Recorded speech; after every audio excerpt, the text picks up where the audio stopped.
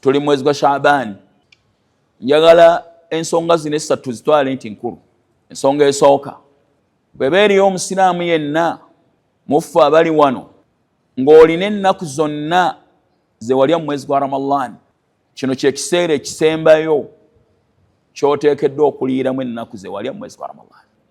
Okuliwa kutandika n'omwezi gwa Shawwal era nga kikkirizibwa okukeereya paka ku mwezi gwa Shaaban.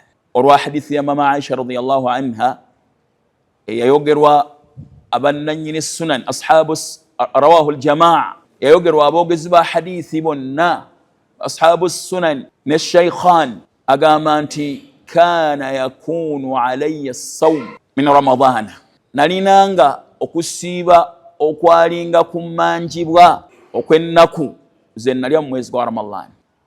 Wama kuntu astati'u an aqdiya illa fi Sha'ban, naye nali sisobola kubeera nga nalinanga okusiiba okumanjibwa okw'ennaku ze nalya mu mwezi gwa Ramadan. Wama kuntu astati'u an aqdiya au an aqdiyahu, nga sisobola kuliwa nnaku ezo ze nalya mu mwezi gwa Ramadan illa fi Sha'ban, okujjako mu mwezi gwa Sha'ban, limakanati rasulillah, olw'ekifo kya nabbi sallallahu alayhi wasallam, olw'ekifo kye nalina eri nabbi sallallahu alayhi wasallam. Kubanga nabbi sallallahu alayhi wasallam kiraga ekyo nti yalinga amwetaaga ekiseera kyonna mu mbeera gamba mu nsonga z'obufumbo, nga tasobola kusiiba kwa sunna, nga nabbi sallallahu alayhi wasallam alina kye yeetaaga gy'ali. Olwagamba nti n'akeereyo okuliwa yaliwanga mu mwezi gwa Shaaban. Hadithi etegeeza ti kikkirizibwa okukeereya okuliwa ennaku omuntu z'alidde mwezi gwa Ramadan, naye okuliwa okwo kukomekkereza na mwezi gwa Shaaban. Ntegereka olwekyo ntegeeza abali wano n'abatugoberera ku mitimbagano ti yenna alina ennaku ezimubanjibwa alabe nga aziriwa ng'omwezi gwa Ramadan tegunnaba kuyingira. Bwe gunaayingira nga tannaziriwa ajja kufuna omusango, ajja kuba akakatibwako okusoba omwezi gwa Ramadan omupya oguyingidde, n'okuliwa ennaku ezimubanjibwa nga guwedde ng'ate agasseeko n'okwenenya eri Allah subhanahu wa ta'ala,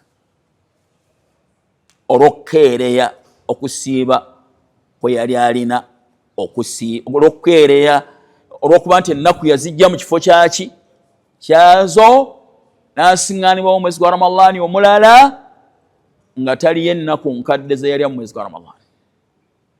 Ensonga eyo etegerekese, saagala kugirwako, njagadde ngitegeeza abatuwuliza n'abatulaba.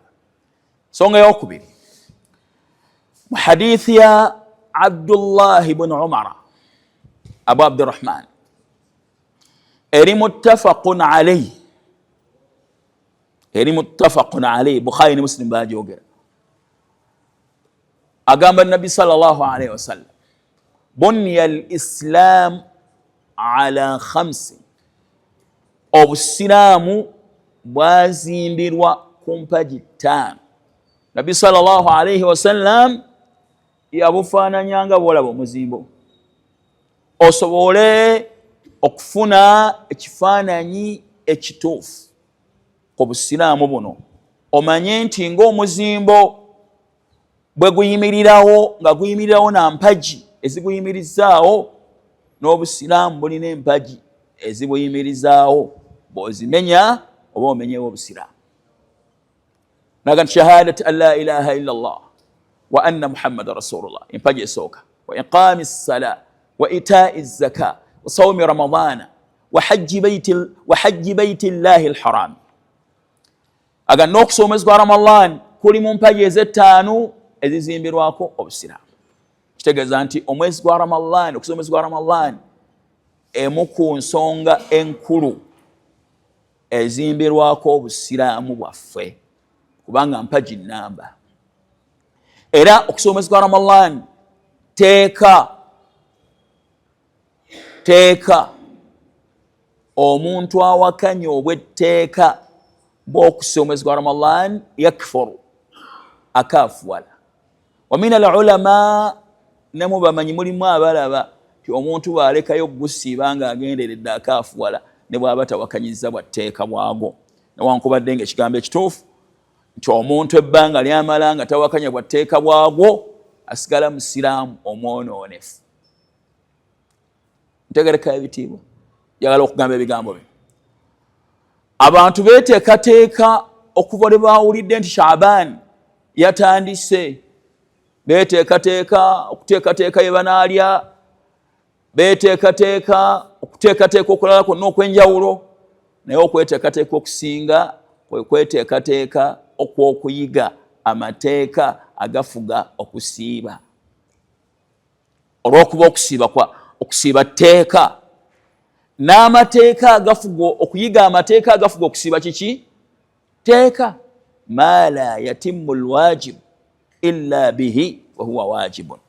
Ekintu kyonna bwe kibeera eky'obwetteeka n'amateeka ge tuyitamu agatutuusa ku kubeera nga tukitegeera tukikola, okuyiga amateeka agatusobozesa okubeera nga tukikola nga bwe tuteekeddwa okukikola, nakyo kibeera kyaki? Kya bwatteeka. N'olwekyo abali wano n'abatulaba, kino kye kiseera ekituufu okufaayo okuyiga amateeka agafuga okusiiba. Amateeka amakulu, empagi z'okusiiba. Amateeka amakulu, obwakkulizo bw'okusiiba. Amateeka amakulu, ebyonoona okusiiba. Amateeka amakulu, ebitamwa ku musiibi. Amateeka amakulu, empisa omusiibizi ateekeddwa okweyisaamu. Al-adabu al-wajiba wal-mustahabba, ez'obwetteeka n'ezitali za bwatteeka, ebyo byonna byetaagisa omusiibi okubeera ng'abimanya. Era buvunaanyizibwa bw'abamasheekh okusomesa abantu amateeka g'okusiiba mu mwezi guno ogwa Shaaban, so kubasomesa ebikwata ku kusiiba mu mwezi gwa Ramadan mwennyini, kubanga kiba kitegeeza tebigenda kubagasa.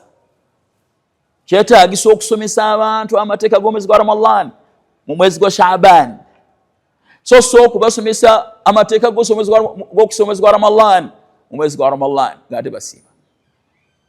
Era bawulama balina enkola, bakola revision, bakola omuraja ku kitaabu siyamu. Okusiba tekunnaba kutuuka, batandika okusoma amasala ne bagakolako omuraja agakwata kusoma omwezi gwa Ramadan. Bawulama bagakolako omuraja kubanga bamaze omwaka mulamba nga tebali mu kisiibo, balina okusoma amateeka agakwata ku kusiiba bagategeere, basobole okugannyonnyola abantu obutuufu bwaki? Bwago. Ntegerekesa bulungi.